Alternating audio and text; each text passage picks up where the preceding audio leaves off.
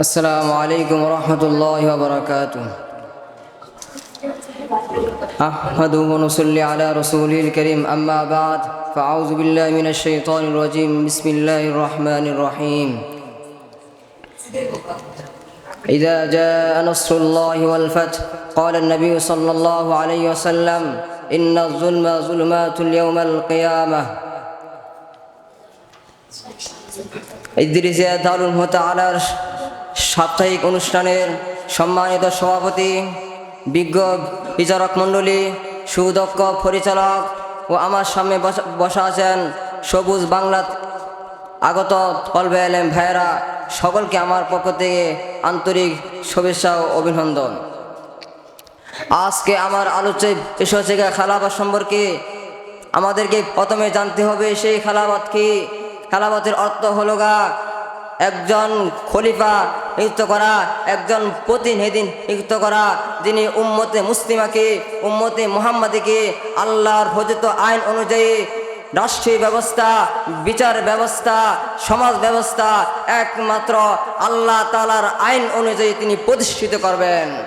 দুঃখজনক হলে সত্ত্বেও আজ প্রায় 300 বছর অতিবাহিত হয়ে গেছে সেই মুসলিম বিশ্ব থেকে সেই খেলাফত উঠে গেছে। আজকে বিশ্বের মুসলমানেরা পশ্চিমাদের অনুসারে মুসলিম সমাজ গড়ে উঠছে, কিন্তু একটা সময় ছিল এমন যে মুসলমানেরা একমাত্র আল্লাহ তাআলার আইন অনুযায়ী তাদের রাষ্ট্রীয় ব্যবস্থা, বিচার ব্যবস্থা, সমাজ ব্যবস্থা আল্লাহ রচিত আইন অনুযায়ী প্রতিষ্ঠিত হতো।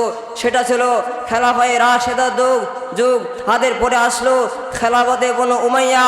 তারা এই মুসলিম জাতিকে, উম্মতে মুহাম্মাদীকে একমাত্র কোরআন সুন্নাহ বিকি কোরআনে আইন অনুযায়ী তারা মুসলিম সমাজকে পরিচালিত করেছিল। তারপর আসলো খেলাফতে আব্বাসিয়া। তারা দীর্ঘদিন যাবৎ আল্লাহর জমিনে মুসলিম উম্মাকে তারা আল্লাহর আইন অনুযায়ী পরিচালিত করেছিল। তখন সে সময়ে এক ফিতনা আসে। সে ফিতনা হলো তাতালিদের ফিতনা। তাদের নেতা ছিল চেঙ্গিস খান। সে চেঙ্গিস খান এসে মুসলমানদের উপর জুলুম অত্যাচার শুরু করে দেয়। তারা যে সবচেয়ে বড় মুসলমানদের যে কাজটা করেছিল, আল্লাহর আইনকে উৎখাত করে তারা চেঙ্গিসি আইনকে বাস্তবায়ন করার জন্য মুসলিম সমাজে তারা চাপিয়ে দিল। তখন সে উম্মতে মুসলিমারা তা মেনে নেন নাই। তাদের বিরুদ্ধে যুদ্ধ করেছেন, লড়াই করেছেন। শাইখুল ইসলাম ইবনে তাইমিয়া রাহমাতুল্লাহ আলাইহি 6 বার উনি কারাবদ্ধ হয়েছেন, তবু তারা এক মুহূর্তের জন্য সেই গায়রুল্লাহর আইনকে তারা মেনে নেন নাই।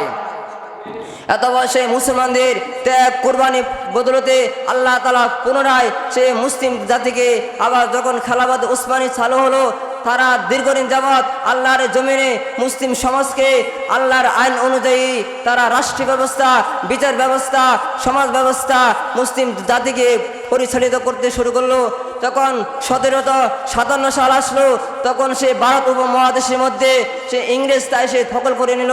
সেই কাছাকাছি সময়ে ফ্রান্স, ইতালি, মুসলমানদের উত্তর আফ্রিকা যখন পশ্চিমারা দখল করে নিল, তখন 1803 সালে ভারত উপমহাদেশের শাহ ওলিউল্লাহ মুহাদ্দিস দেওলভী রহমাতুল্লাহ আলাইহি একটা ফতোয়া জারি করেছিলেন যে এখন আমরা দারুল ইসলামের মধ্যে নয়, দারুল হরফের মধ্যে আছি, শত্রু কবলিত দেশের মধ্যে আছি। আমরা যদি পর্যন্ত এই দেশ থেকে ইংরেজ থেকে না তাড়িয়ে আমরা ততদিন পর্যন্ত এটাকে দারুল ইসলাম বলতে পারবো না, দারুল হরফ বলতে হবে। তখন উনি ফতোয়া জারি করেছিলেন ইংরেজের বিরুদ্ধে যুদ্ধ করা প্রত্যেকটা মানুষের উপর ফরজে আইন। তখন 1831 সালে ফালাপুরের জিহাদ অনুষ্ঠিত হলো, যেখানে সাইদ আহমেদ শহীদ রহমাতুল্লাহ আলাইহি শাহাদাত বরণ করলেন। তবুও তারা এক মুহূর্তের জন্য সেই ব্রিটিশদের আইনকে তারা মেনে নেন নাই। তখন 1857 সালের আগে সাইদ আহমেদ হাজী আমদাদুল্লাহ মুহাজির মক্কি রহমাতুল্লাহ আলাইহি একটা খেলাফত ঘোষণা করলেন। সেই খেলাফতের আমিরুল মুমিনিন ছিলেন হাজী আমদাদুল্লাহ মুহাজির মক্কি রহমাতুল্লাহ আলাইহি। সেই খেলাফতের প্রধান বিচারপতি ছিলেন রশিদ আহমদ গানবী রহমাতুল্লাহ আলাইহি। সেই খেলাফতের প্রধান সেনাপতি ছিলেন হাফেজ জামিল শহীদ রহমাতুল্লাহ আলাইহি। সেই খেলাফতের প্রধানমন্ত্রী ছিলেন হুজ্জতুল ইসলাম কাসেম হানাফি রহমাতুল্লাহ আলাইহি। তখন তারা 1857 সালে জিহাদ করলো, যুদ্ধ করলো। তারা এক মতের জন্য সেই ইংরেজদের আইনকে তারা মেনে নেন নাই। অবশ্যই আমরা আমাদের পূর্বপুরুষরা রক্ত দিয়েছে, জিহাদ করেছে, তবু তারা তাগুতের সামনে তারা মাথা নত করে নাই, তারা গায়রুল্লাহর আইনকে তারা এক মুহূর্তের জন্য মেনে নেন নাই। আমি আজকে এই মঞ্চ থেকে বলতে চাই যে 5 আগস্টে যে বিপ্লব হয়ে এসেছিল এটা পুরোপুরি ইসলামী বিপ্লব না হলেও ইসলামী বিপ্লবের পূর্ব আকাশ যখন শোবে সাদিক হয় আমরা বুঝতে পারি কিছুক্ষণ পরে শুরু উদিত হবে। আমরা 5 আগস্টের বিপ্লব দ্বারা আমরা এটাই বুঝতে পারি যে আগামী বাংলাদেশ হবে কোরআনের বাংলাদেশ, আগামী বাংলাদেশ হবে ইসলামের বাংলাদেশ, আগামীতে আমরা কোরআনের রাজ কায়েম করব, আগামীতে বাংলাদেশ সংবিধান হবে আল কোরআনের সংবিধান, আগামীর বাংলাদেশ হবে খেলাফতের বাংলাদেশ। হয়তো খেলাফত, হয়তো শাহাদত, হয়তো খেলাফত, হয়তো শাহাদত। নাসরুম মিনাল্লাহি ওয়া ফাতহুন করিব ওয়া বাশশিরিল মুমিনিন। আসসালামু আলাইকুম ওয়া রাহমাতুল্লাহি ওয়া বারাকাতুহু।